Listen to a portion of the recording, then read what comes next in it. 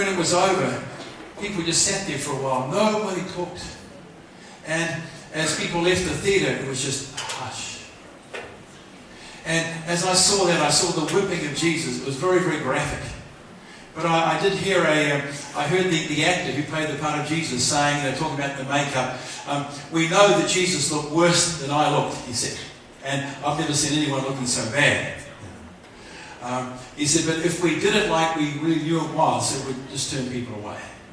But he looked terrible with all the whippings, terrible.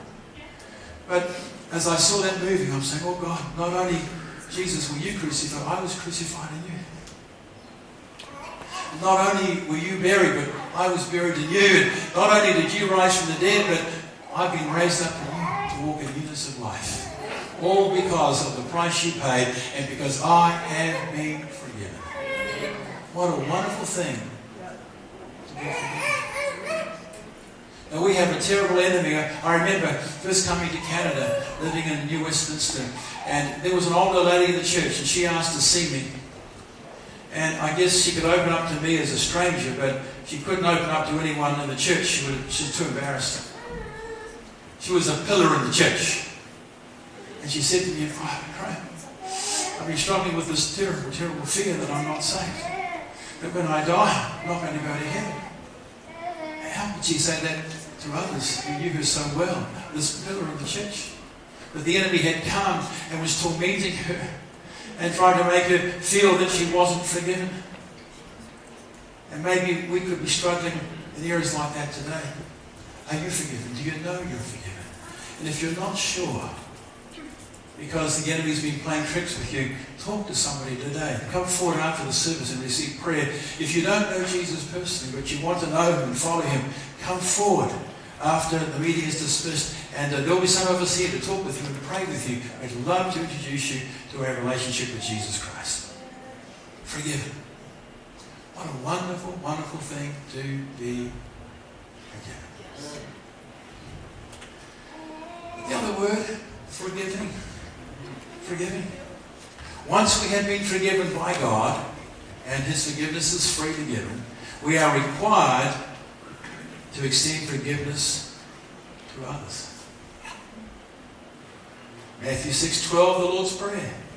And forgive us our debts as we also have forgiven our debtors. Jesus is teaching his disciples to pray, and there was something so important in that prayer that when the Amen was over, he mentioned something else. Verse 14 and 15 of Matthew 6. For if you forgive others their transgressions, your heavenly Father will also forgive you. But if you do not forgive others, your Father will not forgive your transgressions. Oh, this is Jesus speaking. Oh, we want God to forgive us, don't we? Of course we do. But are we willing to forgive others? Because Jesus said if we are not willing to forgive others, the Father will not forgive us. Now sometimes we know as believers there's unforgiveness in our hearts. Sometimes we don't realize it's there. But once God reveals it to us, then we have to do something. Years ago, during the charismatic renewal, my wife and I lived in Australia, and we lived in a small country town of 2,000 people. There was just one evangelical church to go to. It was the Baptist church. But the Baptist minister was very, very anti-charismatic.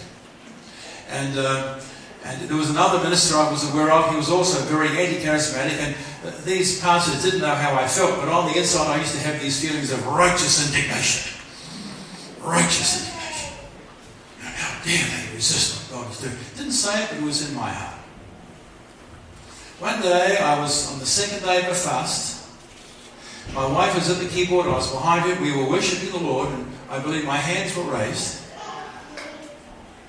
And to my great surprise, in my mind, I heard this voice speaking. My name is hate, my name is hate, my name is hate, my name is hate. I was shocked. I had a revelation that what I thought was righteous indignation was hatred. And I knew who that hatred was towards, these two ministers. One of these ministers reported on me to our headquarters that I spoke in tongues. And I was called down before the executive, the organisation I work with. And I was forbidden to speak in tongues even in my own home. I didn't obey that, but I mean, people who were really, really against certain things. And I had these feelings of righteous indignation in my heart. But I realized it was hatred. Now, at that particular time, I knew I needed deliverance from evil spirits in my soul, but I had no idea how to get free. But I knew the power of speaking in tongues.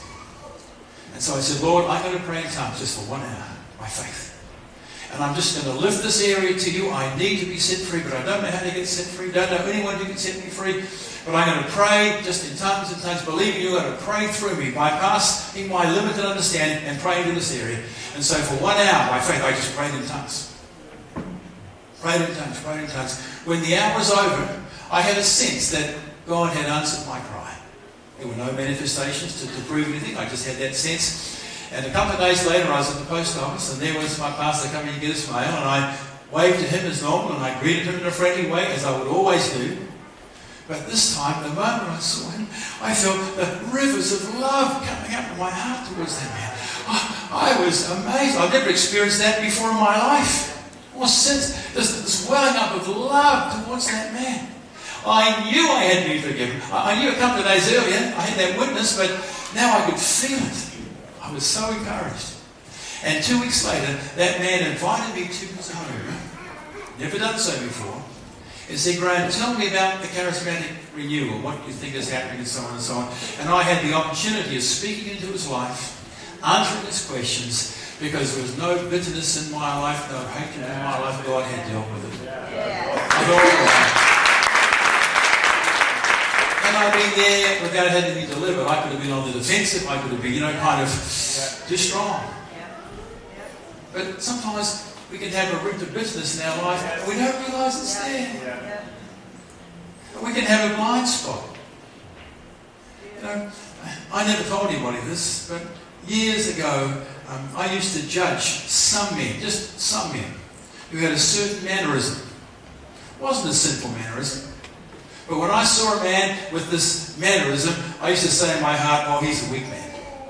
I made a judgment. Years went by. One day my wife said to me, Graham, I want to talk to you about something. Can you hear what's going to come? Nothing sinful, she said, but there's a particular mannerism that you have, and I think if you just dealt with that, it could be helpful for you.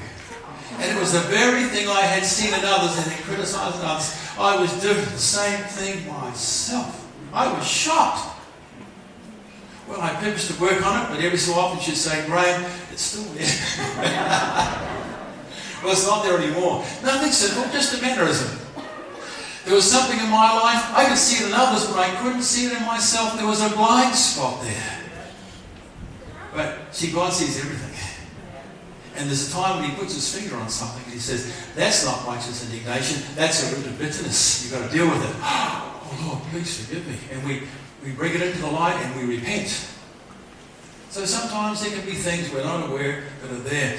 Mark 11:25. Jesus said, whenever you stand praying, forgive if you have anything against anyone, so that your Father who is in heaven will also forgive you your transgressions. But if you do not forgive, neither will your Father who is in heaven forgive your transgressions. Pretty powerful words. Years ago, a lady came to my wife for prayer for healing. She lived near us. She came to our church sometimes. She had many, many sicknesses. And so we knew about her. She was really, really full of bitterness and everything else. And my wife said, I'm willing to pray, but before I pray, you have to forgive the people you've got bitterness towards. And she taught me that. Well, sometimes we don't like what we hear, so we go somewhere else hoping we'll hear something that we can agree with. The next week, she came to me and said, oh, Graham, would you please pray for me for healing? Oh, I knew she'd been in my wife. I knew what my wife had said. I said, yes, I'll be happy to pray for you. After you forgive her, knows you've got bitterness towards. And she went away, and she came back a week later for prayer. And she said something that really surprised me, and will probably surprise you too. She said, I started praying at 6:30 in the evening. And I endeavoured to go through the list of all the people I had witnessed towards. She said there were so many people. I was endeavouring to name them one by one before God. It took me 7 hours to finish the Bible prayer. It was 1:30 in the morning before she had, before God, forgiven all of those people she had witnessed towards. I don't need 7 minutes. I don't need 7 seconds. I endeavour to walk in forgiveness. If unforgiveness touches me, I immediately make a decision. I will give it no place in my life. It's too costly, folks. 7 hours. Well, I prayed for her that day, laid my hands upon her, and the power of God came upon her, and she just about floated out the office like a helium balloon. She was so light. All the pain had gone from her body after years of pain because she had forgiven people from her heart. And sometimes, not always, but sometimes, the reason why we are not healed, just sometimes, is because of unforgiveness, bitterness in our lives. And when that's dealt with, healing can flow. Matthew chapter 18, a story of a king who wished to settle accounts with his servants or his slaves. And again, it's Jesus who was speaking. And one slave owed his master the equivalent of $10 million that he couldn't pay. And his master was going to sell him, his wife, his children, everything he had, at least to get some return. And this man, this is from verse 23 on of Matthew 18, he said, please just give me some time. He prostrated himself before him. Have patience with me, and I will repay you everything. Whether he could or not, we don't know. But the king was a compassionate king and made a decision. He made a decision. He made a decision to forgive him. And released him that whole debt. And perhaps today some of us need to make a decision. To make a decision. To make a decision. To forgive someone. Well, you can imagine how happy this man was. Released from a $10 million debt. His family would stay together. He was very, very happy until he remembered there was a fellow slave who owed him about $10. And he went out and he began to choke that slave. Pay me back what you owe me. The one who had received so much mercy did not express mercy to someone else. He thought, just be patient with me. I'll pay you back everything. Just the same kind of words. But the one who had been forgiven so much was not willing to forgive the one who owed him so little and had him put in prison until he paid that debt. Well, picking it up at verse 32. The king heard about this and he called this first slave to him. You wicked slave, I forgave you all that debt because you pleaded with me. Should you not also have had mercy on your fellow slave in the same way I had mercy on you? And his lord, moved with anger, handed him over to the torturers until he should repay all that was owed him. He lost his forgiveness. He was put in prison until he paid up. Could he pay? But Jesus told the story to say this in verse 35, my heavenly Father will also do the same to you if each of you does not forgive his brother from your heart. To me, these are very powerful words, kind of scary words, healthy, scary words.